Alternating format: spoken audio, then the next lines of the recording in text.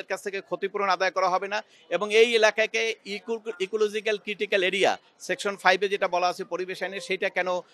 ঘোষণা করার নির্দেশ দেওয়া হবে না, এই মর্মে রুল জারি করেছেন এবং অন্তর্বর্তীকালীন কয়েকটা আদেশ দিয়েছেন। প্রথম আদেশ হলো আগামী 7 দিনের মধ্যে এই পাথরগুলো যেখানে যেখানে গিয়েছে প্রশাসনকে বলেছেন বিবাদীদেরকে স্থানীয় প্রশাসন এবং পুলিশ ফোর্স এদের সহযোগিতায় সমস্ত পাথরগুলো নিয়ে এসে এই জায়গায় আবার স্থাপন করার নির্দেশনা দিয়েছেন 7 দিনের মধ্যে এবং আগামী বৃহস্পতিবার পরবর্তী আদেশের জন্য থাকবেন যে সরকার কি ব্যবস্থা নিল। এরপরে আরেকটা নির্দেশ দিয়েছেন যে এখানে কি পরিমাণ ক্ষতি হয়েছে, ইকোলজিক্যাল ক্ষতি, সেটির ব্যাপারে একটা হাই পাওয়ার কমিটি করতে বলছেন, যার মধ্যে বুয়েটের একজন প্রফেসর থাকবে। এই কমিটি করে তারা 7 দিনের মধ্যে কমিটি করতে হবে, কমিটি করে 2 মাসের মধ্যে আদালতে প্রতিবেদন দাখিল করবে যে কি পরিমাণ টাকা এখানে ক্ষতি হয়েছে, যেটা আমরা পরবর্তীকালে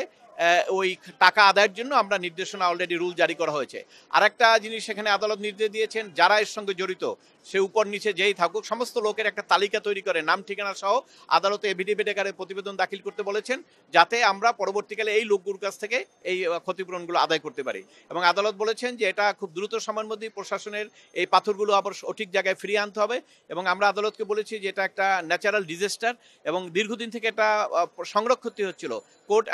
প্রশাসনের নির্দেশ আছে, সবকিছু আছে, কিন্তু প্রশাসনের চোখের নাগের ডগায় যারা এটা করেছে আমার মনে হয় ভবিষ্যতে তাদেরকেও জবাবদিহি করতে হবে।